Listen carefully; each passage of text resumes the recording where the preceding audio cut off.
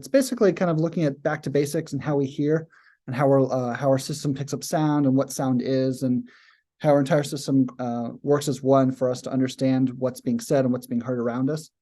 I'm your host, Christopher Herget. I think some of you have seen me in the office for obviously for care of the hearing devices and hearing healthcare. I'm obviously with Hudson Valley Audiology. So first, we're going to start with what sound is. Sound is longitudinal waves of compressed air that travels from a source, and it's essentially kinetic energy. It's kinetic because it keeps moving along until it's stopped. And we interpret these movement of air pressure, of changes of air pressure and compression of air into sound. And when sound wave is transporting energy through a medium like air, without moving the air itself. So it's basically just going through the air without pushing air itself. So you don't feel when sound is coming, you hear it. And sound works like this. You have a speaker or any kind of device that creates sound, and sound goes through waves from the sound source and goes through the air without pushing the air itself, kind of like in waves. And as waves go through the air, sound travels through the air and travels to the ear, and it goes across time. So whenever we talk about the displacement of sound going across air, it moves in waves and gets to the ear, and we hear it, and it comes in waves like this. So we designate waves by how much time it takes for one evolution of a wave to last 1 second. And that's cycles per second. So that's a hertz. That means that 1 cycle per second is 1 hertz. 2 cycles per second is 2 hertz. 3 cycles per second is 3 hertz, and so on and so on. And we're talking in the grand scheme of hearing in general, there's a range of hearing frequency for humans. And it doesn't matter how much amplitude the sound has. It's basically how many cycles per second there is to determine the hertz. And like I said, sound moves through the solids, through liquids, through gas. And whenever, let's say you take a wrench and you hit a steel beam, you hear the resonance of it or the reverberation. That's because the molecules of the steel beam and in the wrench are closer together than in air. And that's why you don't hear reverberation in air unless it's bouncing off of something that's like a hard surface. And that can obviously go into a lot of different avenues of research, including underwater research and things like that, and seeing how sound affects in different areas. So the range of human hearing, humans hear roughly about 20 hertz, so that's 20 cycles per second, up to 20,000 hertz, and that would be 20,000 cycles per second. So it's really, really, really high frequency. In comparison, there's chickens for 125 to 1,000, so very, very short, in comparison, short frequency range. Chinchilla, 50 hertz to 33,000, and dolphins 150 to 150,000. So it's a much larger range for dolphins. And this is just comparing for different animals. So we have humans right here in the purple. So again, about 20 hertz right here, down to about 20,000 hertz. As you can see, a lot of fish, a lot of catfish, goldfish are kind of lower frequency in comparison. And a lot of animals that are on land are kind of middle frequency, and some of these high frequency, the whale, dolphin, and porpoise really have a large range, mainly because they travel far distances in water and they need that larger range in order to understand, because they're in water most of the time. I don't know if you guys recognize this picture. So this is taken in Queens, and Queens is actually where audiology actually began. Back in the 1939-1940 World's Fair, it's split between Queens and San Francisco. And Bell Labs, which was AT&T, which is now owned by Nokia, was there and sampling a bunch of different people around America, because it was a World's Fair. You might as well, sample all these people that came to the World's Fair. And they tested over 500,000 people and established hearing normative values for hearing thresholds. So the ranges of normal and mild and moderate and severe and profound, those kind of ranges of hearing, that's where they got the normative values from. So they tested a bunch of people and said, oh, this is where we're going to establish norms, and that's where it started, in Flushing Meadows Park. So they collected all this data in the late 30s and early 40s, and then World War II broke out. We've had a lot of people that came back from World War II, obviously American soldiers who had hearing loss due to blast trauma and things like that. So in 1946, the term audiology was coined by a speech-language pathologist and an army otologist. And obviously audio means to hear, and ology means to study. So it's a study of hearing. And that's where our profession came from. So going back to the physical properties of our ear, the outer part of our ear has a lot of different names for all the little curves and indents and things like that. Obviously, this is the earlobe here. We have the tragus here, the little flap right here that's covering the ear canal. And I always tell patients that, our ears are shaped like that for a reason. It's because they actually give you a boost of sound in front of you and block sound that's behind you. That's why they're shaped like this. So in this picture here, if you curve your ears like this with your hands, you're actually going to hear slightly better because you're basically funneling in sound that's in front of you. And they're designed like that because, whenever we look at people, we're always looking at them in their face to face, and our ears are picking up what's being said as opposed to sound that's behind us or next to us. And so they're shaped like this to funnel in sound all around you, especially in front of you, to go through these curves into the ear canal. And this is the basic anatomy of your ear. You have the pinna, which is the outside here, and this is the ear canal, the eardrum, the middle ear space with the three smallest bones in your body. You have the cochlea, and then you have the big balance system, your vestibular system, which is right here, which we're not going to touch on too much today. We're mainly going to focus on the middle ear space and the cochlea and up to the brain. So going back to this picture here, we have the eardrum here.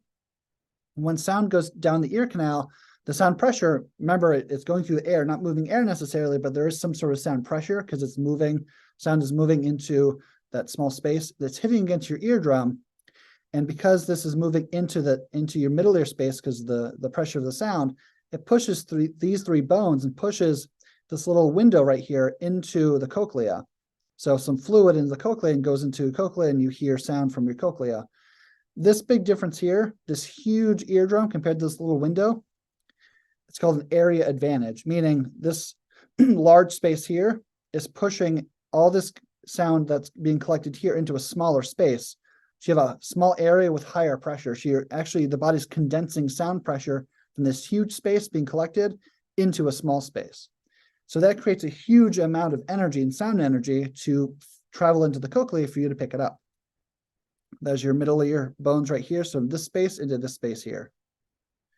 And the three little bones can fit on the surface of a penny. They're that small. And the stapes, this guy here, which is right here, the stapes is the smallest bone in your body.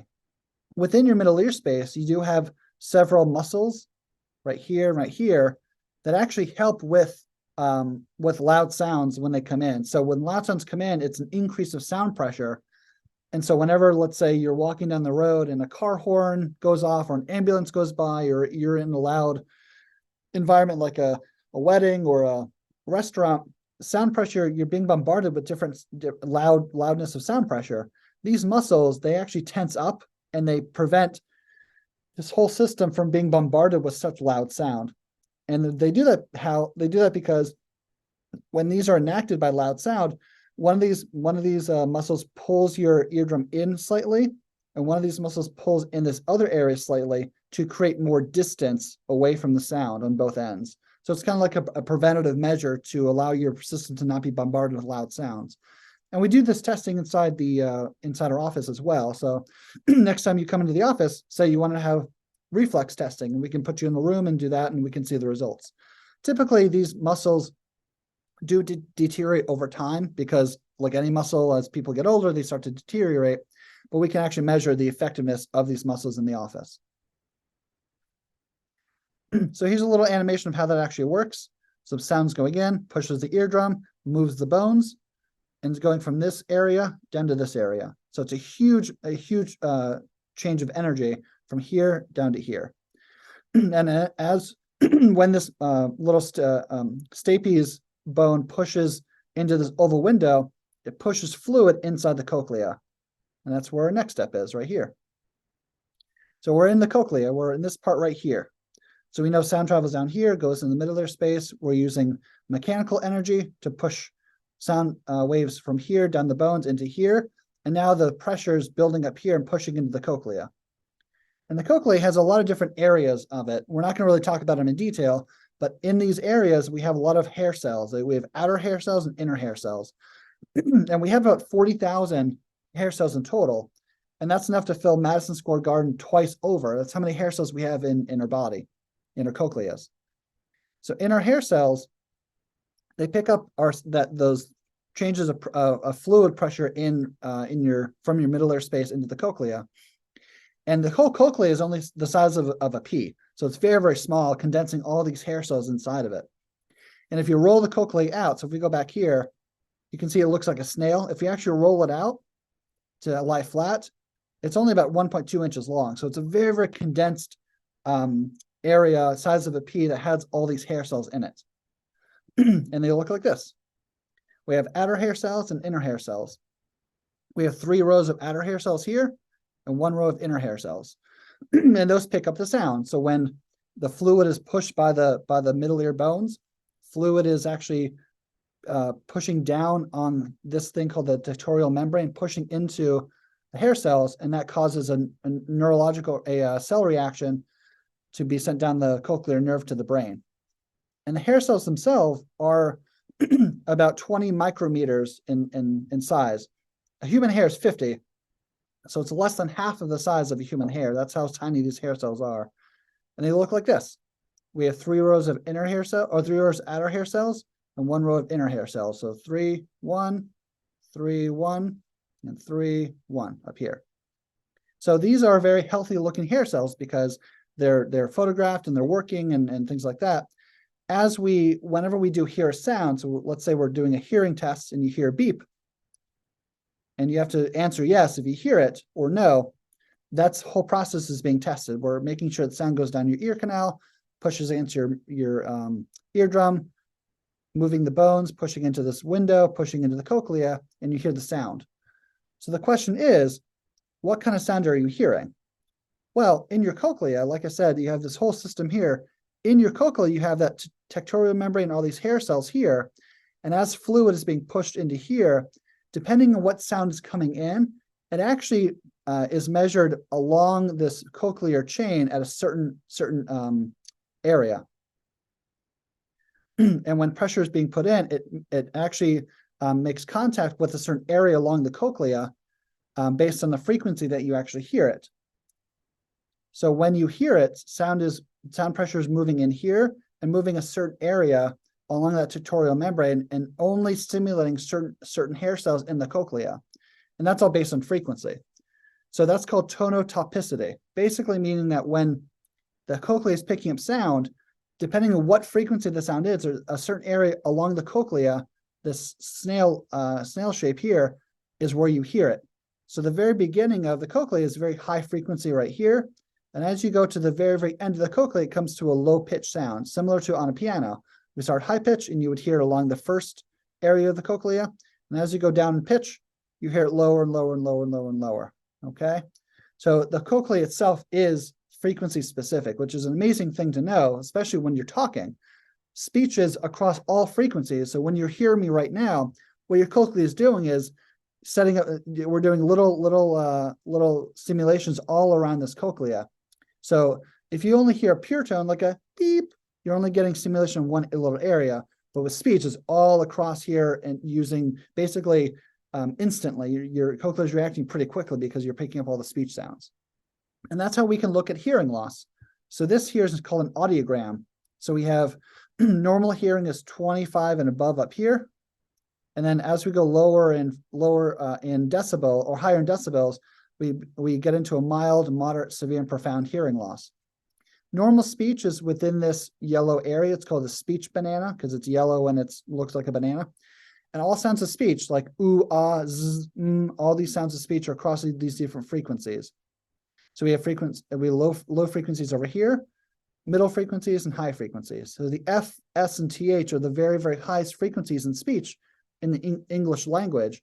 So if you're missing some hair cells up here in these higher frequencies, you may be missing certain sounds of speech due to the missing hair cells right here due to a certain type of hearing loss. So another way to look at it is this way here.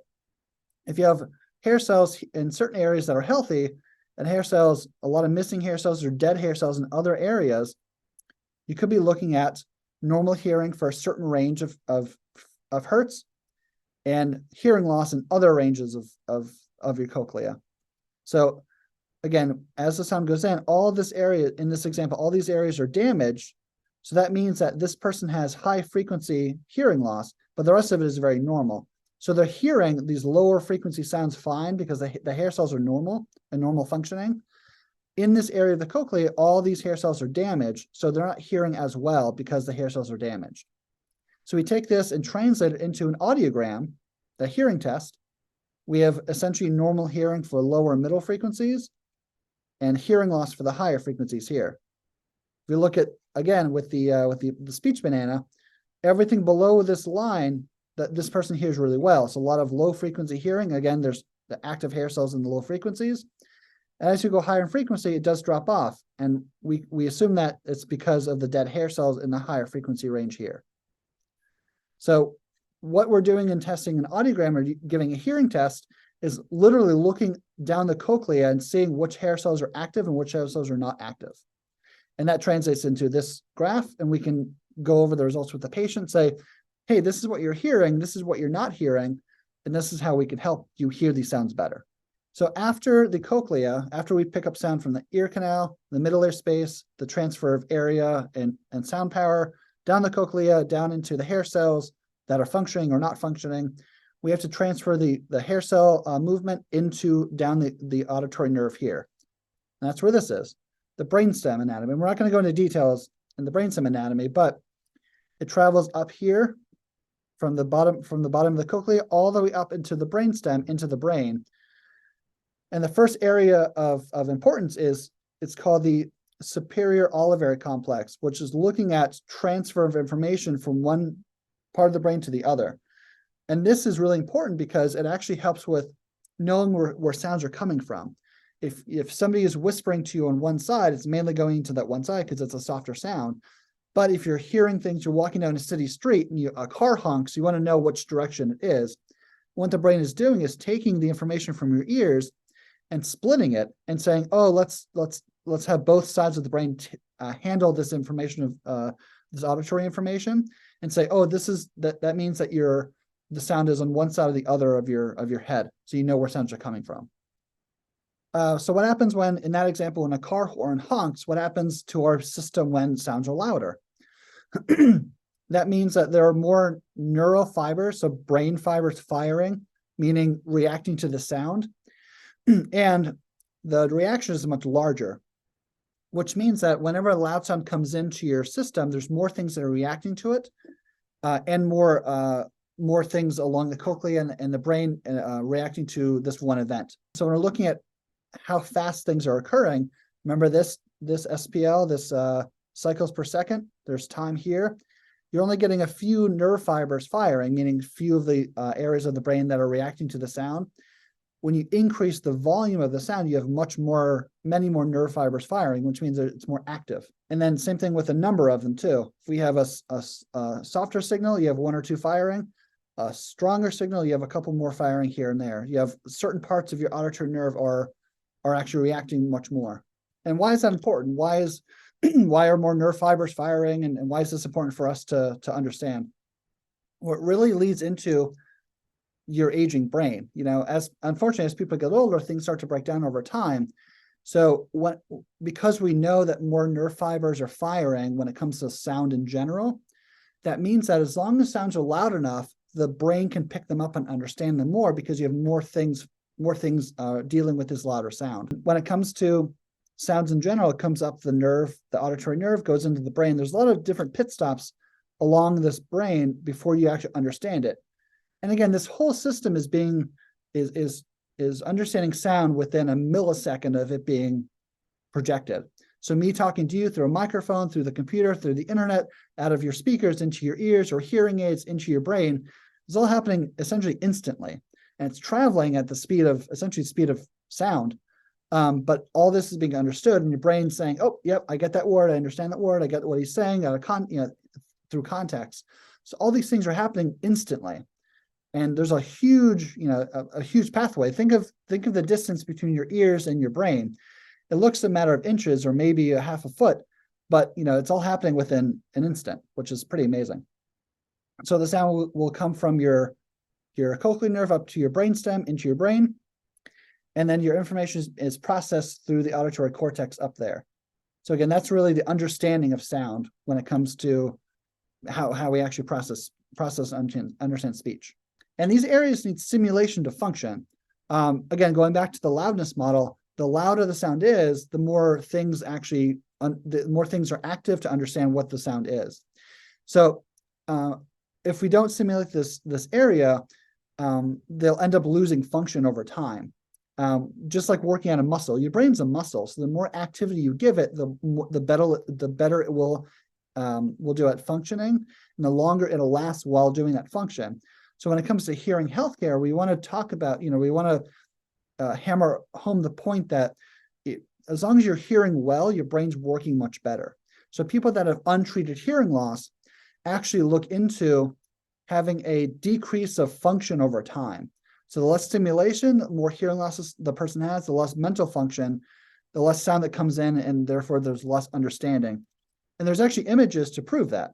People with untreated hearing loss have a smaller range of function and less function in their brain than it comes to people with normal hearing, or people that have hearing aids that simulate what's like to have normal hearing. So studies have shown that there's a direct link between patients with long-standing hearing loss and the likelihood of them developing Alzheimer's and dementia because of the fact that the brain, at that point, the brain's not working as efficiently.